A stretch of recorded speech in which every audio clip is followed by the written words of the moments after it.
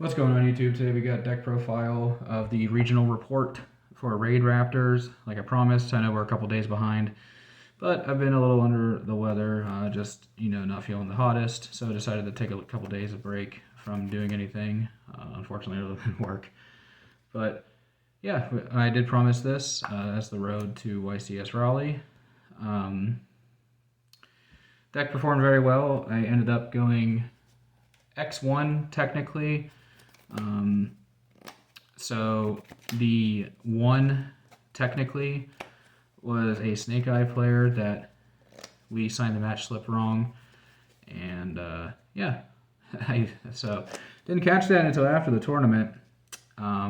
So no, and now I know what you're thinking. It's like, oh, X1, that's great. Well, my ending record was X3. I gave 2 wins away to a couple buddies who needed their nationals invite.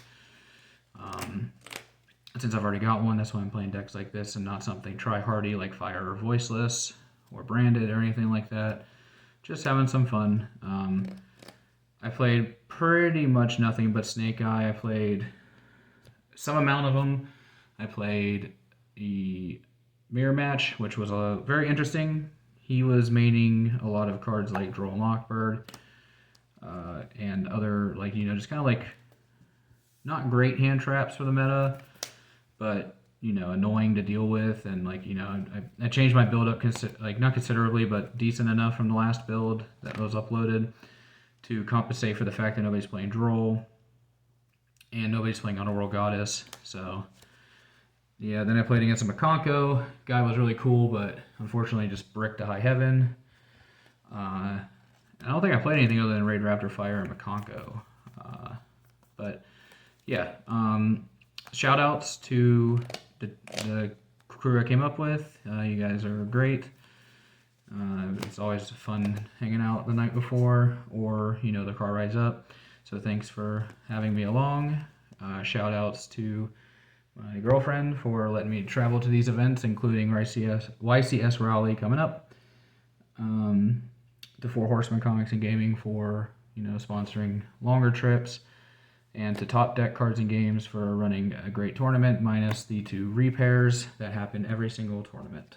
So yeah, we're gonna go on and get into it. Pure Raidraptor. This build has already undergone some changes from what this list is, but I wanted to go ahead and just give my list that I played at the regionals. So to start, the best card in the deck, the 1-card starter, Tribute Lanius. I got to max out. So these 12 I feel like you have to max out on. So it'll be the 3 Tributes, the 3 Bloom, 3 Strangle, and 3 Raider's Wing. This will probably never change between any of the profiles going forward. These cards are all just crazy. Obviously, this requires you to have another card. This is an extender, and this is the best, I have this plus an extender card, but all of them are just so powerful that you kind of just want to open them. Yeah, so that's the 12 main Raidraptors that you'll see pretty much 3 in every deck. If you're playing any less than Raider's Wing at 3, then you just need to play a different deck, in my opinion. And then something I was still doing for my last profile was 2 Fuzzy. The only reason I played 2 for the regional is because I left my deck box at home that had SP Little Knight and the 3rd Fuzzy. Those both were supposed to be in the deck. Obviously, I'm not spending $100+ on an SP when I already have one. And then nobody's going to carry this card. So just settled with 2. There was a lot of games where I actually opened both.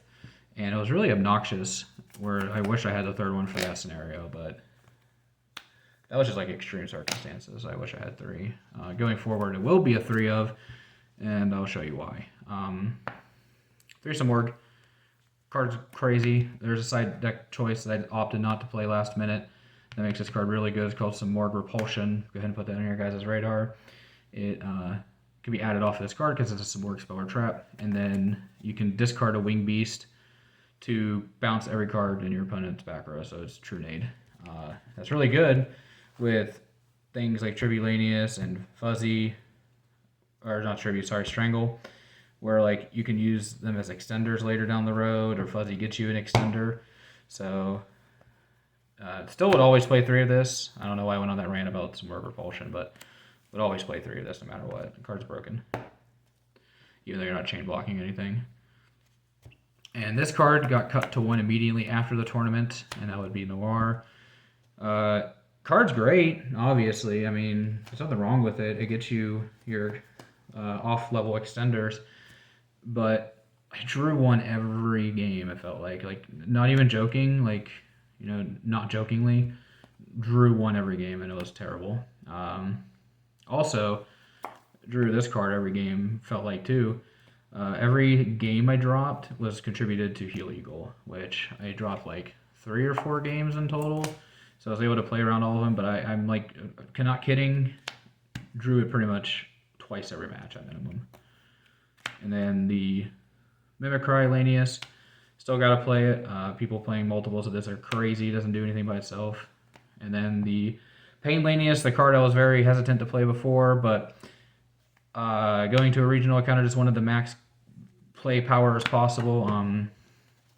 Obviously, this doesn't work with Raider's Wing or Samorg, but every other card in the deck it works with, so I really liked it. If not, you can always just like fetch it off this if you don't need to fetch this, just to get it out of the deck.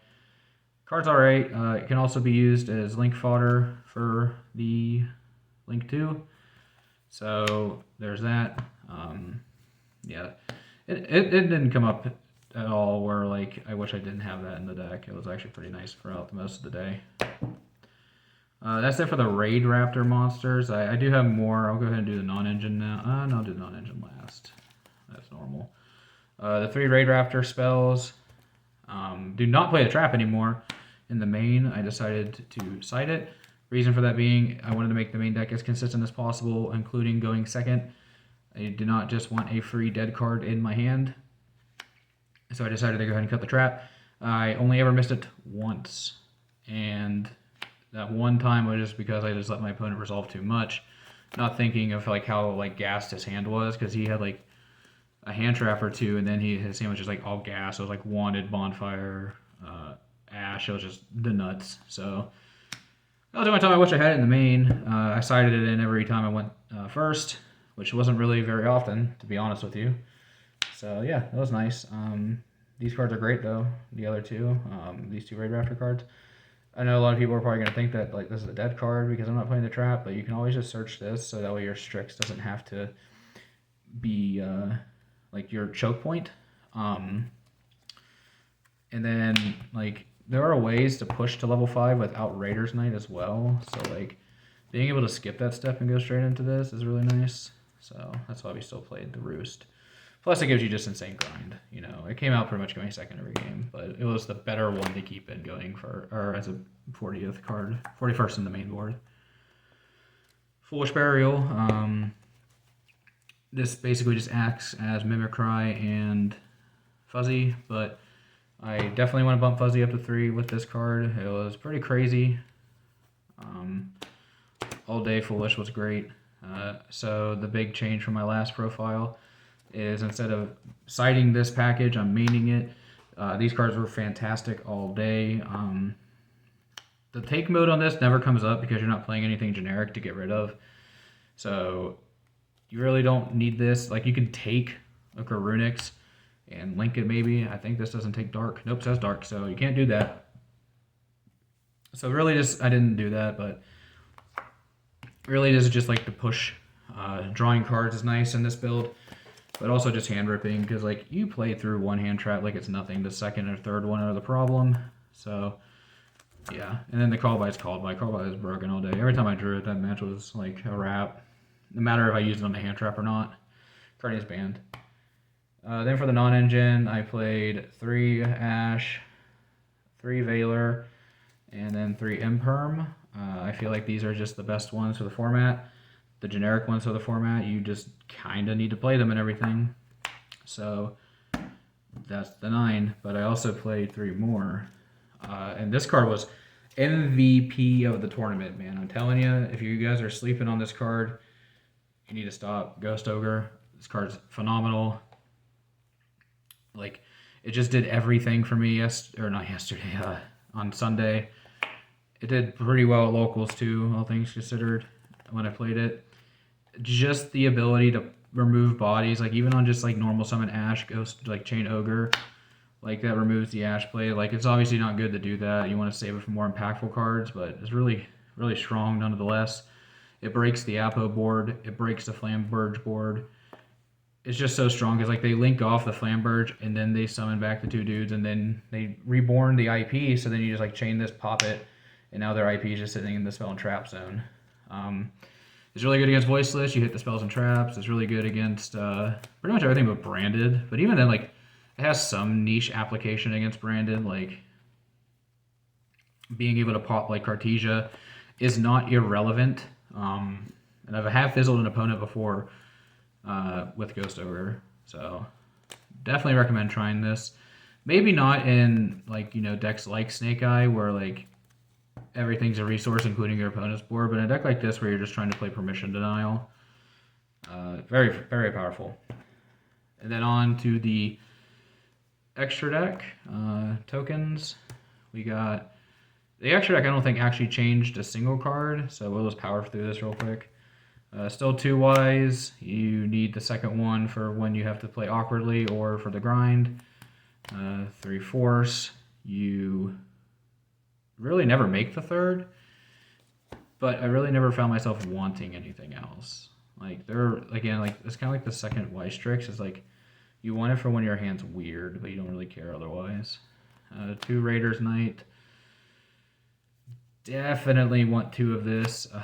Against my mirror match, it took like 5 turns for either of us to resolve a Raiders Knight, and the only reason I was able to is because I played 2. The 2 5s. We really want to play 2 of this one somehow. 1 Arsenal Falcon, 1 Satellite Cannon. The Satellite Cannon doesn't really come up except for back row decks. I actually read the effect. It does more than just be a target for whenever your quick play gets interrupted. It's crazy. The 1 Ultimate Falcon, the 2 Rebellion Falcon. You can easily cut one of these and just like not make this on your first turn, but like I feel like you should, because it just gets you so much more follow-up and extension that you kind of just want to make the first one, but this is definitely cuttable. And then the Evil Sword Nightmare. I actually made this twice. It was pretty cool. It comes up when you get drolled. Just like sitting on this with the towers is pretty rough to beat. So yeah, it was really cool getting to summon them. It's not very often. You basically can't use Fuzzy at all. But yeah, like just sticking this against the fireboard is kind of crazy, because you'll set this and let your opponent like normal Ash, and you just put it face down, then they'll summon Poplar, and you just put it face down. So then you need another card to keep going. It's pretty nice. And then for the side, which was thought out well, but in execution was terrible. So these 3 Bestials, theory was the same from the last profile. I decided to trim one because I just didn't want to open multiples, and then this one got replaced with Sarnair because this one has text. So like you can use this as a double hand trap if you go first against certain decks, because you can just tribute your guys off. Or, you know, if you draw multiples, you tribute one of these off, but that never really happens at 3. But yeah, Baldrake actually has text where Sarnair doesn't. And then Druid Swarm and Magnum are the 2 best ones. So this is the thought out part of the deck that just didn't transition well past testing. I didn't really get to test it a whole lot. So I'm playing Crossouts, Droll, and Nib. So the theory behind this was going first, you just don't need the high density of hand traps, but you want to keep 3 of 2 of them, if that makes sense. So at 12, you'll have the 5 cut for these. You'll probably more than likely cut 2 Valor because it's kind of dead, and then you would cut 2 of the others and then a talent as an example, just to fit these all in. And certain matchups you just cut all 3 ogres as an example, or you cut 1 ogre. You know, it's not necessary against fire. I'd cut 2 ash and leave the ogres in. So the idea was going first, I would board in D6. I really did not like this in practice. This was fine. But over dedicating how many cards I was going to play going first was just a bit ridiculous. Like I said in the last profile, you're going first is just so strong that you really don't need anything else. So I don't know why I was so afraid this regional. But I just was. So I decided to play all these. I will not do this in the future. At least, you know, at this current ratio and the current way the format is.